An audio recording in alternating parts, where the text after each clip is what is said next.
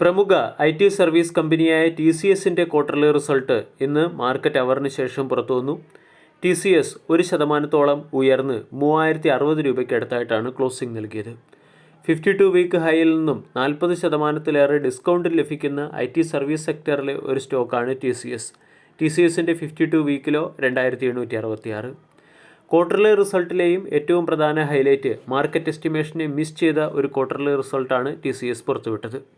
12,573 കോടി രൂപയുടെ പ്രോഫിറ്റ് പ്രതീക്ഷിച്ചെടുത്ത് 12,075 കോടി രൂപയുടെ പ്രോഫിറ്റാണ് കമ്പനിക്ക് നേടാൻ സാധിച്ചത്. കഴിഞ്ഞ വർഷം 11,909 കോടി രൂപയുടെ പ്രോഫിറ്റായിരുന്നു കമ്പനി നേടിയത്. പ്രോഫിറ്റ് ആഫ്റ്റർ ടാക്സിൽ 1.4% നേരിയ വളർച്ച മാത്രമാണ് ഉണ്ടായിരിക്കുന്നത്. അതേസമയം മാർക്കറ്റ് എസ്റ്റിമേഷനെ മിസ് ചെയ്യുകയും ചെയ്തു.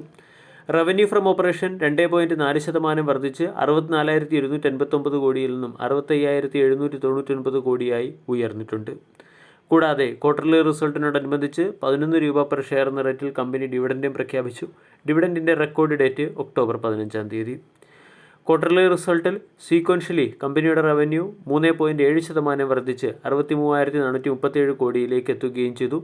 ഓപ്പറേറ്റിംഗ് മാർജിൻ 70 ബേസിസ് പോയിൻ്റ് ഉയർന്ന് 25.2% മാറി. കൂടാതെ പ്രധാന സെക്ടറുകളിലൊക്കെ TCS ഡീസൻ്റ് പെർഫോമൻസ് കാഴ്ചവെച്ചു. ബാങ്കിങ് ആൻഡ് ഫിനാൻസ് സെക്ടറിൽ അല്ലെങ്കിൽ BFSI സർവീസ് സെക്ടറിൽ 1.1% ക്വാർട്ടർ ടു ക്വാർട്ടർ വളർച്ചയും TSS സെഗ്മെൻറ്റിൽ 1.8%, life science and health care സെക്ടറിൽ 3.4% വളർച്ചയും കമ്പനിക്ക് കൈവരിക്കാനും സാധിച്ചു. അതോടൊപ്പം തന്നെ TCSന്റെ സൈഡിൽ നിന്ന് വന്ന ഏറ്റവും പ്രധാന അനൗൺസ്മെൻറ്റ് കമ്പനി ലോകത്തെ തന്നെ ഏറ്റവും വലിയ IT ലീഡ് ടെക് സർവീസ് കമ്പനിയായി മാറാൻ പോകുന്നു എന്നുള്ളൊരു അപ്ഡേറ്റാണ്. ഇവിടെ ഇന്ത്യ ഗവൺമെൻറ്റിൻ്റെ ആർട്ടിഫിഷ്യൽ ഇൻ്റലിജൻസ് മിഷനുമായി ബന്ധപ്പെട്ട് ആർട്ടിഫിഷ്യൽ ഇൻ്റലിജൻസ് സെക്ടറിലേക്ക് കൂടി കമ്പനി അതിൻ്റെ പ്രവർത്തനം വ്യാപിപ്പിക്കാൻ തീരുമാനിച്ചിട്ടുണ്ട്.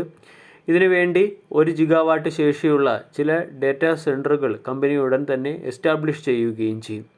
ആർട്ടിഫിഷ്യൽ ഇൻ്റലിജൻസ് ഡെവലപ്മെൻറ്റിന് വേണ്ടി 10,371 കോടി രൂപയാണ് ഗവൺമെൻറ് നീക്കിവച്ചിരിക്കുന്നത്. TCS ആർട്ടിഫിഷ്യൽ ഇൻ്റലിജൻസ് സെക്ടറിൽ ഹെവി ഇൻവെസ്റ്റിംഗ് നടത്തി ഈ സെക്ടറിലെ ഒരു ഫസ്റ്റ് അപ്രോച്ച് നേടാനാണ് കമ്പനി ശ്രമിക്കുന്നത്. വേൾഡ് ക്ലാസ് ആർട്ടിഫിഷ്യൽ ഇൻ്റലിജൻസ് സ്ട്രക്ചറും ബിസിനസ്സും സെറ്റപ്പ് ചെയ്യുക എന്നുള്ള ടാർഗറ്റാണ് TCSനുള്ളത്.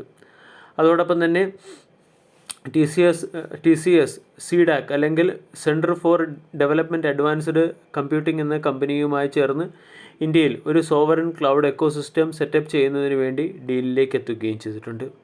കൂടാതെ ആർട്ടിഫിഷ്യൽ ഇൻ്റലിജൻസ് പ്രോഡക്റ്റിൽ കമ്പനി ഗ്ലോബൽ പാർട്ട്നേഴ്സിനെയും ഇൻക്ലൂഡ് ചെയ്യുന്നുണ്ട്.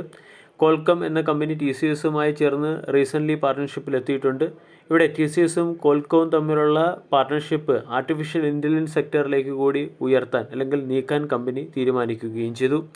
ഇതിൻ്റെയൊക്കെ പശ്ചാത്തലത്തിൽ നാളത്തെ ട്രേഡിംഗ് സെഷനിൽ TCS എന്ന സ്റ്റോക്കിനെ ഫോക്കസ് ചെയ്യാവുന്നതാണ്. 3060 രൂപയ്ക്കടുത്ത് സ്റ്റോക്ക് ട്രേഡ് ചെയ്യുന്നു. ഓൾ ടൈം ഹൈയിൽ നിന്നും ഇപ്പോഴും 40%-ലേറെ ഡിസ്കൗണ്ടിലും ലഭ്യമാണ്.